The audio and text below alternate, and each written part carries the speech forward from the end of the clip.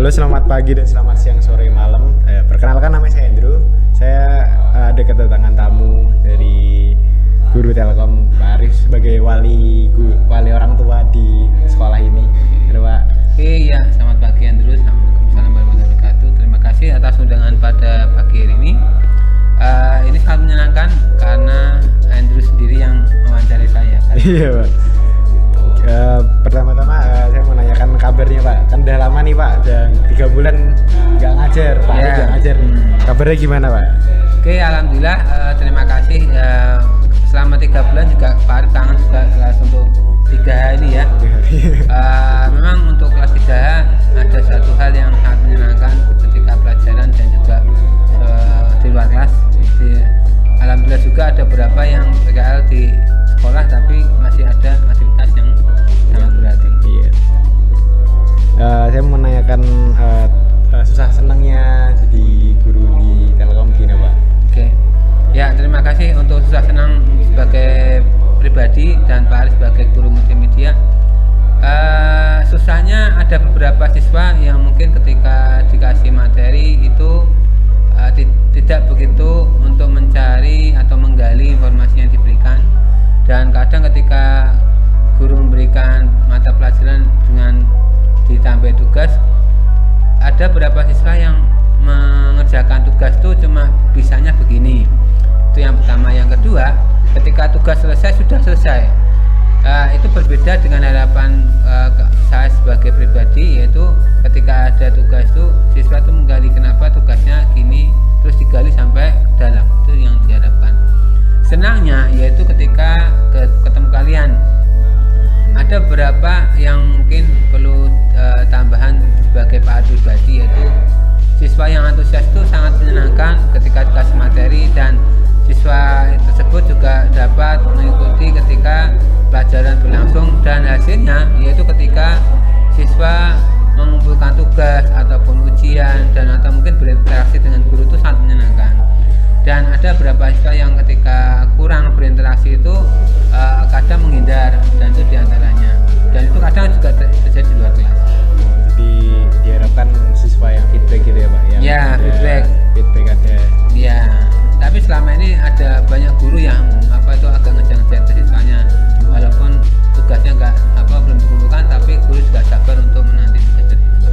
Jadi pokoknya giat aja, Pak. Tugasnya rajin. Ya, jadi kan Pak Arif pernah jadi wali kelas kan, Pak? Pengalamannya gimana, Pak? Oke, tahun kemarin Pak Arif menjadi wali kelas 3G, alhamdulillah. Oke, anaknya juga bagus, baik dan antusias. Ada beberapa siswa yang berprestasi, yaitu ada peringkat untuk LKS, peringkat sekolah, dan juga untuk kegiatan OSIS juga sangat menyenangkan, yaitu Sangrila juga ada Lintang Adi, Nur Said. Tidak lupa untuk siswa yang lain juga sangat senang, yaitu dari Adam Rais sampai ke Zeti. Semuanya juga mempunyai bakat masing-masing, tidak bisa dipaksakan. Kenapa? Karena bakat itu tidak bisa dipaksa untuk menyenangkan, tapi siswa itu melakukannya dengan senang hati. Berarti pertama jadi wali kelas pas 12G kemarin? Iya, kelas 3G ini. Kelas 3G. Iya.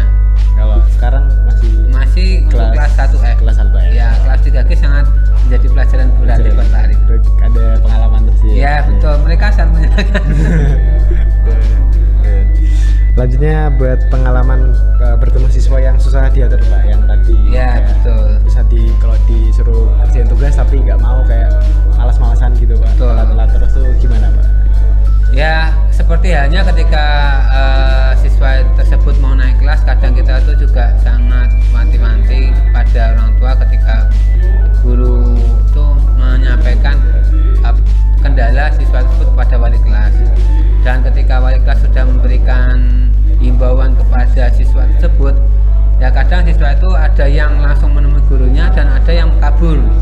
Nah, itu ada yang kabur, dan diantaranya siswa yang kabur itu ketika kita lakukan atau kita rapatkan dengan guru masing-masing, ada catatan khusus yang diberikan oleh wali kelas, dan ada beberapa hal yang mungkin siswa tersebut tidak ingin mengerjakan.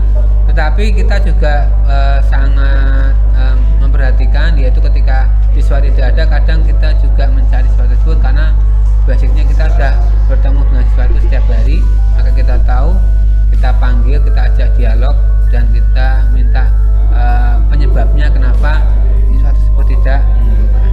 Sama di itu ya Pak, ditanya-tanyain kenapa susahnya gimana. Iya, kita tanya apa yang menjadi kendala kamu, misalkan materi, kita pandu, misalkan siswa dicari dari internet atau dari Google, kita pandu caranya mencari bagaimana, cara mengumpulkan bagaimana. Terus kita juga minta kesediaan siswa itu untuk selalu mengikuti mata pelajaran.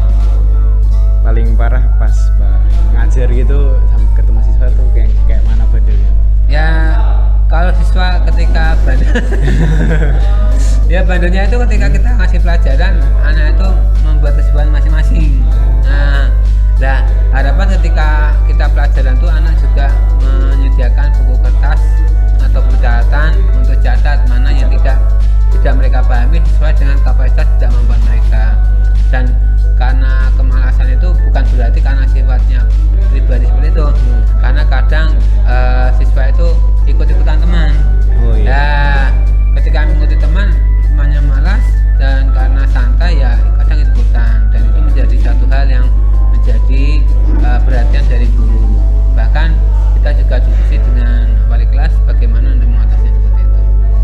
Sama kalau misalkan lagi nerangin gitu Pak, gejek-gejek sendiri tuh. Ya, sering. kadang kita tuh kalau menerangin sama siswa yang malas tuh kita buat topik ya. Kita buat topik ya menyenangkan. Ketika kita buat topik plus bukan menyudutkan, anak itu senang. Lah ketika anak itu senang, lah kita angkat bagaimana dia tuh bangga dalam kelas. Lah kita angkat bangganya dalam kelas, baru kita dorong dikit-dikit terus kita dekati, terus kita pandu. Lah itu sangat menyenangkan. Jadi dari interaksi antara kelas itu. Ya, ada interaksi dengan kelas. Ya, kalau ketemu sama yang baik-baik Pak ya Pak, yang rajin-rajin. Kalau yang baik-baik ya sangat menyenangkan. Kenapa? Ketika mereka tuh lebih kreatif daripada yang ada. Ketika tugas sudah selesai, mereka bisa buka yang lain dan kita persilahkan. Tapi untuk kegiatan siswa kelas itu ya kita beritahu untuk siswa yang belum agar memberikan apa yang diharapkan ketika kelas, mau apa sih di kelas itu, mau apa sih di sekolah ini, dan maunya apa ketika lulus dari sekolah. Lah kita buka pikiran mereka seperti itu. Ya ketika kita buka mereka, maka otomatis target mereka di dalam sekolah itu ada.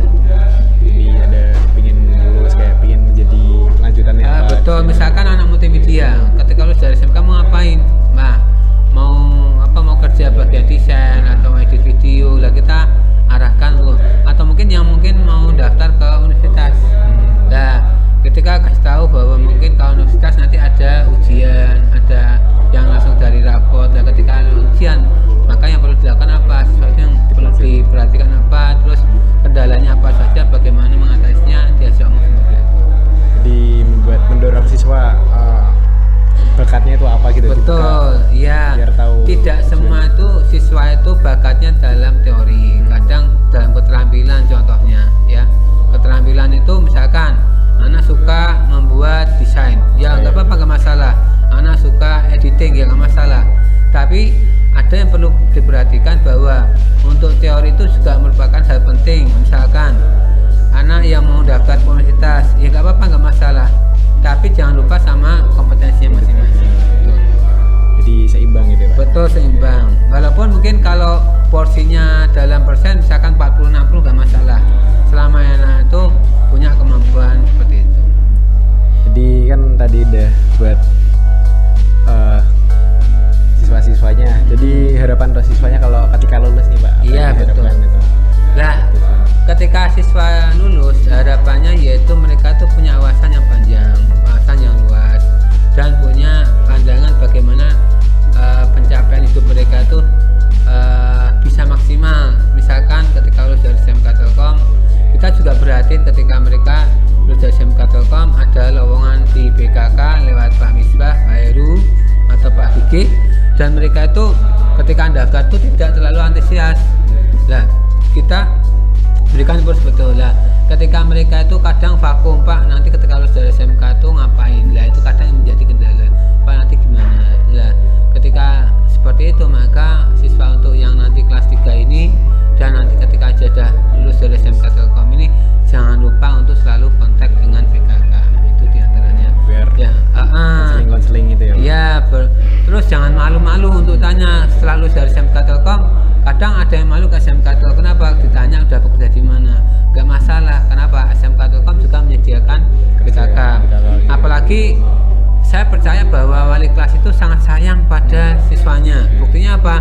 Kadang guru itu membagi info lowongan pekerja kepada siswa tersebut. Ya, udah lulus gitu nih. Ya, betul. Nah, seperti itu yang diharapkan ketika ada komunikasi antara guru dan alumni, atau mungkin bersama dengan siswa, nggak masalah. Jadi lebih gampang, nggak ada kerjaan, jadi nggak usah malu-malu ya. Ya betul, tidak miskomunikasi terhadap info. Bener. Daripada nggak ngapa-ngapain. Ya gitu. betul. Iya.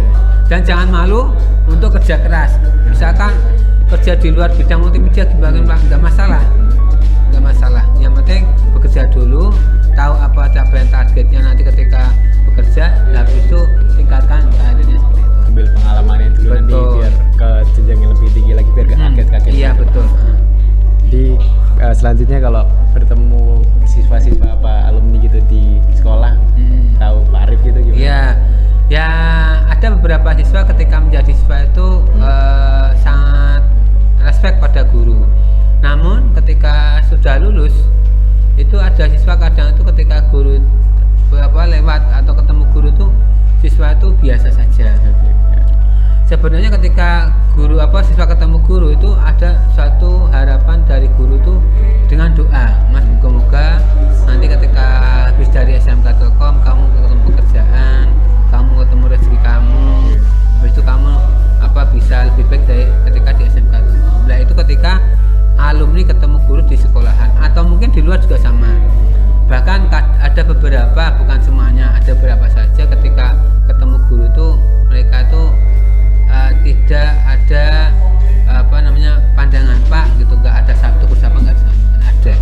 Dan kita maklumi seperti itu. Kenapa? Mereka juga memberikan satu pandangan respect bahwa dirinya itu takut ditanya. Nanti ada temannya tanya gimana Pak si A. Nah itu ada takut. Pernah Pak Arif seperti itu. Ketika Pak Arif ketemu di jalan ke alumni itu bawa temannya. Lah ketika bawa temannya, Pak, dulu si A gimana Pak? Oh baik. Bahkan ketika dulu ketemu di kantor polisi ada siswa yang jadi polisi juga sama komandan tanya, Pak, si A bagaimana Pak? Bagus Bu, kreatif, itu aja selesai. Lah komandannya juga suka dan alumni juga suka. Itu yang diharapkan. Ketika guru ketemu alumni di luar situ atau di luar dari SMK, itu kita tidak akan menjelekkan siswa tersebut. Bahkan kita akan mensupport bagaimana dia kreatif, dia baik, dia semangat belajarnya tinggi. Cuma itu tuh aja. Ya, moga-moga pekerjaan lebih baik daripada yang ada. Jadi bisa berubah walaupun di sekolah bisa berubah. Iya, kadang gini, ada pengalaman juga dulu kenalan Pak Arif juga atau kakak dari temannya Pak Arif. Ketika belajar itu biasa, Mas.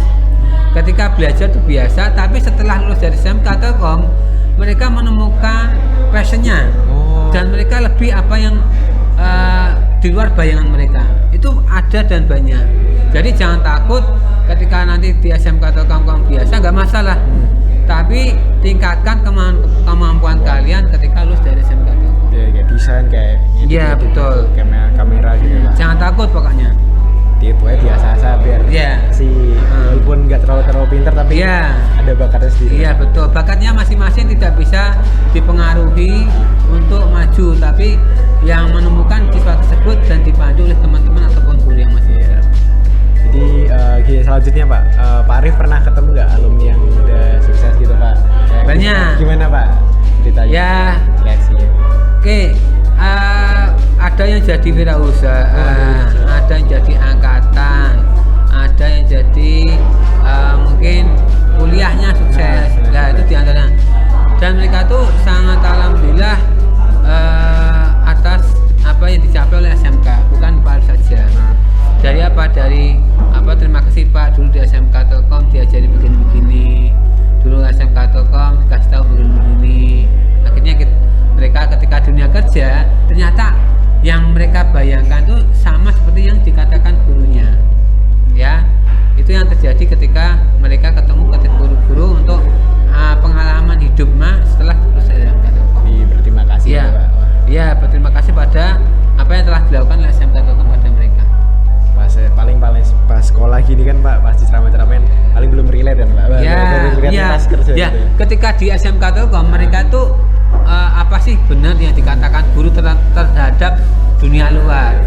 Ya, apa benar mereka akan melakukan seperti itu? Lah, yang mereka lakukan itu ternyata sama seperti yang dikatakan oleh guru.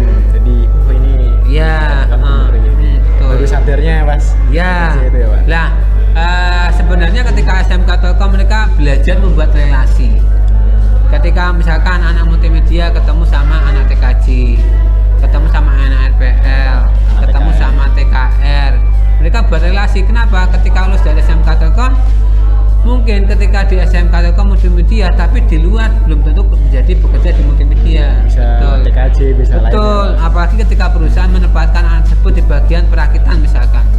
Bukan setelah perusahaan, karena memang perusahaan seperti itu. Lah anak tersebut bisa masuk ke bagian perakitan, dan nanti di perakitan mereka bisa tanya sama teman atau mungkin cari sendiri lewat Cari sendiri, YouTube. belajar sendiri gitu ya Pak. Iya betul. Sebenarnya sudah segitu saja dari Pak Arif. Terima kasih Pak sudah Ya. mau diwawancara. Iya. Ya,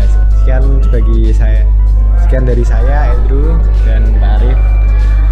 Sekian, terima kasih, ketemu video selanjutnya. Iya, terima kasih Andrew. Ya.